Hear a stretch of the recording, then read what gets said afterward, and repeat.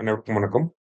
இன்னைக்கு ஹிந்து நியூஸ் பேப்பர்ல என்ன இம்பார்ட்டன்ட் நியூஸஸ் இருக்கு அப்படின்னு சொல்லி பார்ப்போம். ஸோ முதல்ல வந்து பார்த்தீங்கன்னா, ஒரு historic win. So Indian women's cricket team வந்து பார்த்தீங்கன்னா, ஒன் டே இன்டர்நேஷனல் வேர்ல்ட் கப்ப வந்து வின் பண்ணியிருக்காங்க.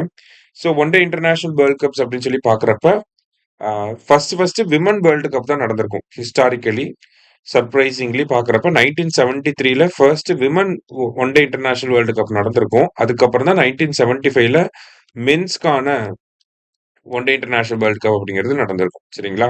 ஸோ இப்போ இப்போ நடந்த வேர்ல்டு கப் வந்து பார்த்தீங்கன்னா, 13த் எடிஷன். இது எங்க நடந்துச்சு அப்படின்னா, இந்தியா தான் ஹாஸ்ட் கண்ட்ரி. சரியா? இதுல இந்தியா வந்து சவுத் ஆப்பிரிக்காவ டிஃபீட் பண்ணிட்டு ஃபர்ஸ்ட் டைமா சாம்பியன் ஆயிருக்காங்க. இந்தியா வின் பண்ணக்கூடிய ஃபர்ஸ்ட் வேர்ல்டு கப் இது. சரிங்களா? அது மட்டும் இல்லாம மத்த கண்ட்ரீஸ் யாரெல்லாம் இதுக்கு முன்னாடிலாம் வின் பண்ணியிருக்காங்க அப்படின்னு சொல்லி பார்த்தீங்கன்னா, ஆஸ்திரேலியா தான் அதிக டைம் வின் பண்ணியிருக்காங்க. அதுக்கப்புறமா இங்கிலாந்து, அதுக்கப்புறமா நியூசிலாந்து, 4வதா இப்ப இந்தியாவும் இந்த வேர்ல்டு கப்ப வின் பண்ணியிருக்காங்க. சரியா? இதுக்கு முன்னாடி பார்த்தீங்கன்னா 2 டைம் ஃபைனல் போய் தோத்துருப்போம். ஆனா இப்ப ஜெயிச்சுட்டோம். சரியா? ஒரு முக்கியமான ஃபேமஸ் விக்டரி இது.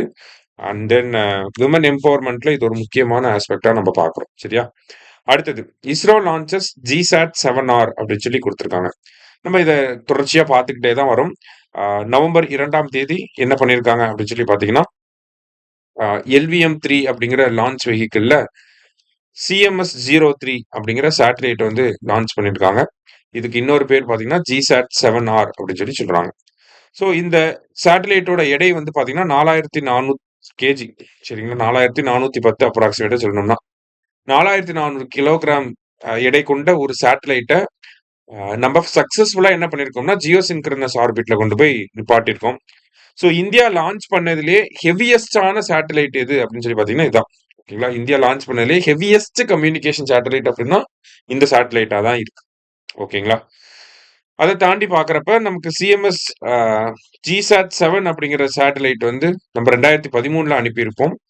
ஸோ இந்த GSAT-7, GSAT-7R எல்லாமே பார்த்தீங்கன்னா, மிலிட்டரிக்காக ஒர்க் பண்ணக்கூடிய சேட்டலைட்ஸ். ஓகேங்களா? குறிப்பா இந்தியன் நேவி வந்து இந்த சேட்டலைட் வந்து பயன்படுத்துவாங்க. நேவில பயன்படுத்தக்கூடிய ஒரு கம்யூனிகேஷன் சேட்டலைட் தான். சரியா?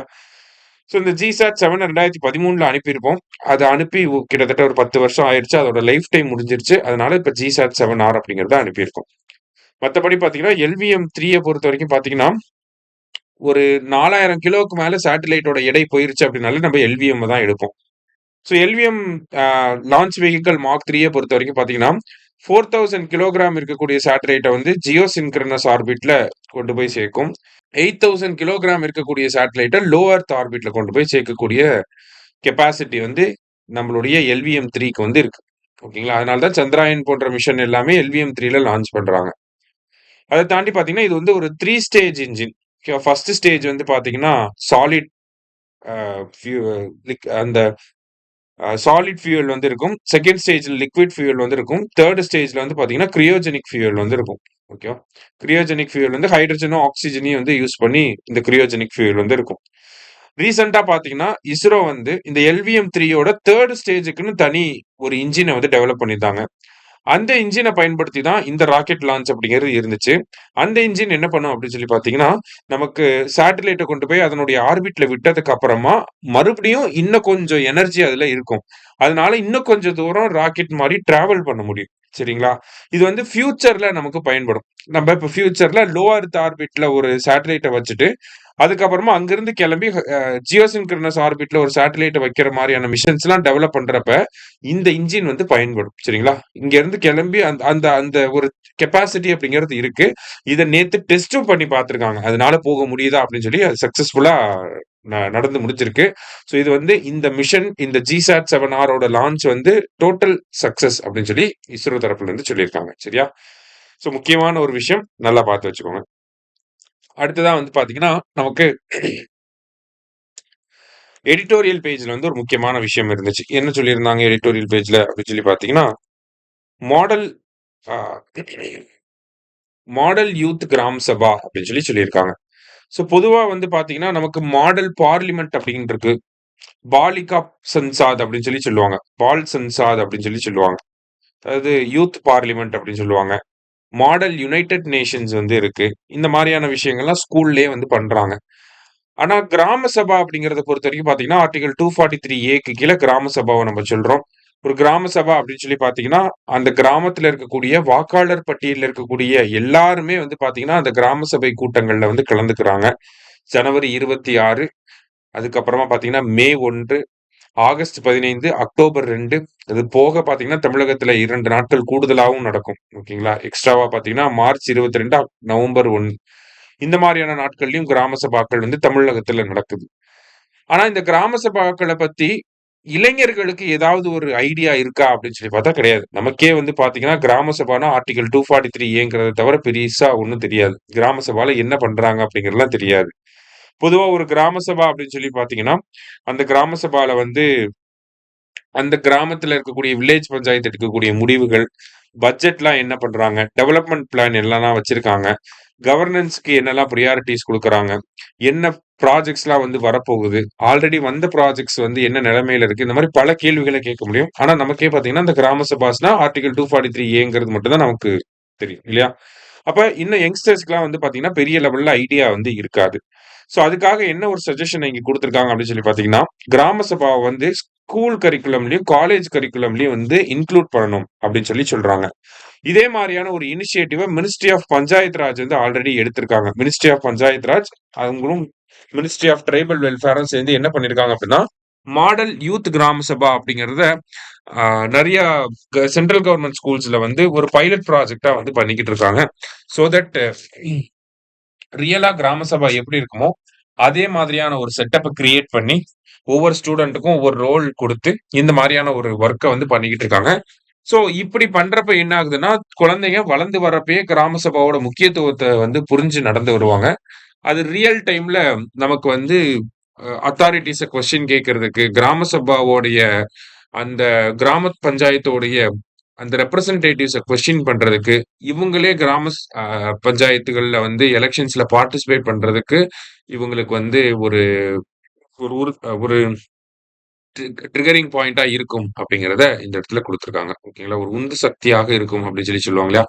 அந்த மாதிரியான ஒரு விஷயத்துல இருக்கும் அப்படின்னு சொல்லி குடுத்துருக்காங்க. பேசிக்கா கிராம சபாவ பத்தின ஒரு விஷயம், ஒரு ஐடியா அத மட்டும் தெரிஞ்சுக்கோங்க. சரியா? இது வந்து வே ஃபார்வர்ட்லலாம் நம்ம எழுத முடியும். சரியா? கிராம சபாவ பத்தி ஒரு கேள்வி கேட்கறாங்கன்னா, நம்ம வே ஃபார்வர்ட்ல எழுதலாம். யூத்த பத்தி ஒரு கொஸ்டின் கேட்டாலும், அங்க இத வந்து நம்ம எங்கேயாவது சொருகி விடலாம். சரியா? நெக்ஸ்ட் வந்து பார்த்தீங்கன்னா, "as AI adoption by companies accelerates, tech layoffs continue" அப்படின்னு சொல்லி குடுத்திருக்காங்க. ஸோ ஐடி லே ஆஃப்ஸ் அப்படிங்கிறது குரூப் 1, குரூப் 2 மெயின்ஸ்லலாம் எக்ஸ்பெக்டட் ஏரியா. மேபி கேட்டாலும் கேட்கலாம். எதனால நடக்குது? இல்ல ஏஐ ரிலேட் பண்ணி கூட நமக்கு கேட்கலாம். ஸோ இங்க நமக்கு அப்படிதான் குடுத்திருக்காங்க. ஏஐய ரிலேட் பண்ணி எதுக்காக லே ஆஃப்ஸ் நடக்குது அப்படின்னு சொல்லி. ஸோ பொதுவா நம்பளோட ஜெனரல் அண்டர்ஸ்டாண்டிங் எப்படி இருக்கும்னா, ஏஐ வந்து டைரக்ட்டா ஜாப ரீப்ளேஸ் பண்ணுது அப்படிங்கிறது நம்மளோட அண்டர்ஸ்டாண்டிங்கா இருக்கும். ஓகேவா? அப்ப எனக்கு ஒரு வேலை இருக்கு அப்படின்னா, ஏஐ வந்து என் வேலைய எடுத்துக்கிச்சு அப்படின்னு சொல்லி தான் நம்ம புரிஞ்சு வச்சிருக்கோம். ஆனா அது அப்படி கிடையாது. ஓகேங்களா? ஏஐனால டைரக்ட்டா என்னோட வேலைய எடுக்க முடியாது. ஏஐ வரனால என்னோட வேலை புரொடக்டிவிட்டி தான் வந்து அதிகமாகும்.